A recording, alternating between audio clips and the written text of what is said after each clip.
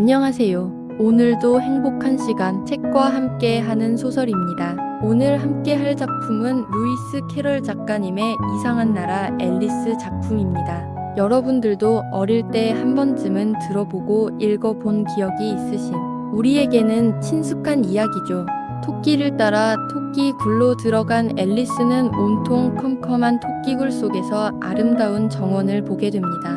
앨리스의 바램대로 과연 앨리스는 그 아름다운 정원으로 들어갈 수 있을까요? 아름다운 정원에 대한 이야기 지금 시작합니다. 끝까지 앨리스와 함께 해주세요.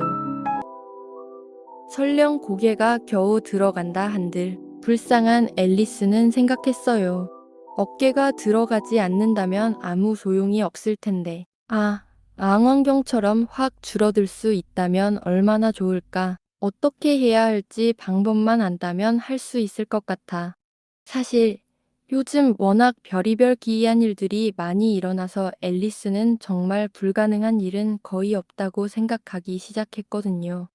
작은 문 옆에서 기다려봤자 소용없을 것 같아. 앨리스는 다시 탁자 쪽으로 돌아갔어요. 어쩌면 다른 열쇠라도 찾을 수 있지 않을까? 아니면 사람들을 망원경처럼 줄어들게 하는 방법이 적힌 설명서라도 있을까 하는 작은 희망을 품었죠. 이번에는 탁자 위에 작은 병 하나가 놓여 있는 것을 발견했어요.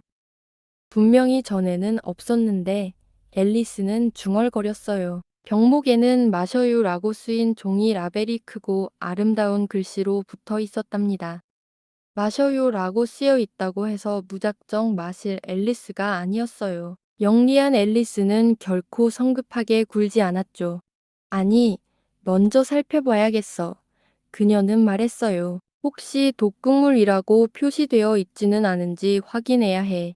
앨리스는 전에 여러 재미있고 교훈적인 이야기들을 읽었었거든요. 친구들이 가르쳐준 간단한 규칙들을 잊어버리는 바람에 데이거나 맹수에게 잡아먹히거나 혹은 다른 끔찍한 일들을 당하는 아이들의 이야기였죠. 예를 들어 뜨겁게 달궈진 부직갱이를 너무 오래 잡고 있으면 된다는 것, 칼로 손가락을 깊이 베면 피가 난다는 것, 그리고 독극물이라고 쓰인 병의 내용물을 많이 마시면 조만간 몸에 탈이 난다는 것을 그녀는 단 한 번도 잊은 적이 없었답니다.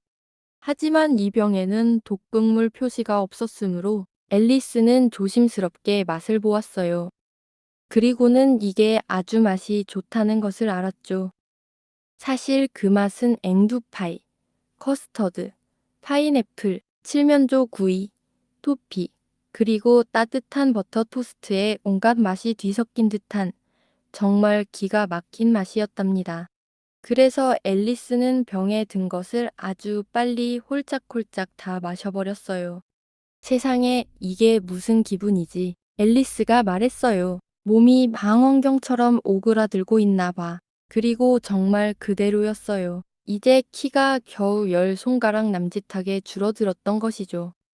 그 예쁜 정원으로 통하는 작은 문을 지나가기에 딱 알맞은 크기가 되었다는 생각에 앨리스의 얼굴이 환하게 밝아졌답니다.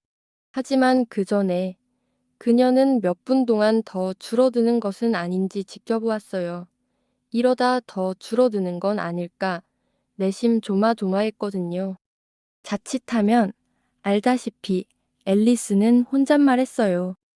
촛불이 꺼지듯 이대로 완전히 사라져 버릴 수도 있을 텐데 말이에요. 그러면 나는 도대체 어떤 모습이 되는 걸까?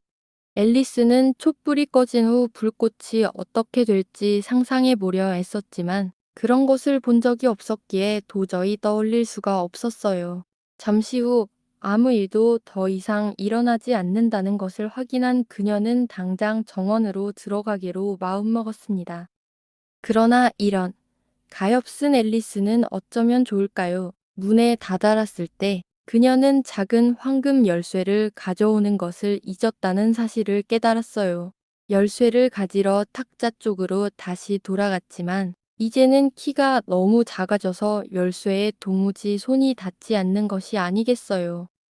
유리 탁자 너머로 열쇠가 또렷이 보이긴 했지만 그녀는 탁자 다리 중 하나를 필사적으로 기어 올라가 보려 애썼지만 다리는 너무 미끄러웠죠.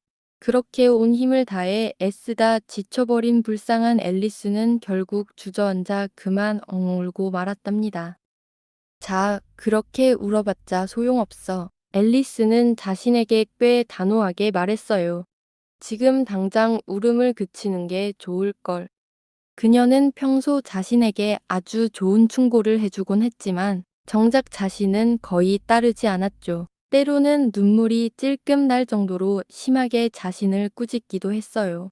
심지어 혼자 그렇게 놀이를 하다가 자신을 속였다는 이유로 스스로 뺨을 때리려 했던 적도 기억났죠. 이별난 아이는 혼자서도 마치 두 사람인 척하는 걸 무척 좋아했으니까요. 하지만 지금은 소용없을 거야. 불쌍한 앨리스는 생각했어요. 두 사람인 척 해봤자, 나는 겨우 멀쩡한 사람 하나 만들 정도밖에 안 남았는걸. 얼마 지나지 않아 그녀의 눈에 탁자 아래 놓인 작은 유리 상자 하나가 들어왔어요. 상자를 열어보니 아주 작은 케이크 하나가 들어 있었는데 그 위에는 나를 먹어요 라는 글자가 건포도로 예쁘게 새겨져 있었죠. 좋아, 먹어보자. 앨리스가 말했어요. 만약 먹고 커지면 열쇠에 닿을 수 있을 거고 작아지면 문 아래로 기어 들어갈 수 있잖아. 그러니 어느 쪽이든 정원으로 들어갈 수 있을 거야. 어떤 일이 벌어져도 상관없어. 그녀는 케이크를 조금 베어 물고는 초조하게 혼잣말했어요. 어느 쪽이지? 어느 쪽으로 가는 거지? 머리 위에 손을 얹고 어느 방향으로 자라거나 줄어드는지 느껴보려 했지만 놀랍게도 그녀는 여전히 같은 크기였어요. 물론 케이크를 먹는다고 늘 이런 일이 벌어지기 마련이지만 앨리스는 이제 하도 별난 일들만 기대하게 되어버려서 이렇게 평범하게 흘러가는 삶은 참 다분하고 재미없다고 느껴질 지경이었답니다. 그래서 그녀는 마치 숙제를 시작하듯 아주 재빠르게 케이크를 다 먹어치웠어요. 탁자 위에 놓인 작은 병의 음료수를 마시고 키가 작아져 버린 앨리스. 하지만 안타깝게도 앨리스의 뒷이야기 어떻게 될까요? 다음 영상에서 뒷이야기를 들어보아요.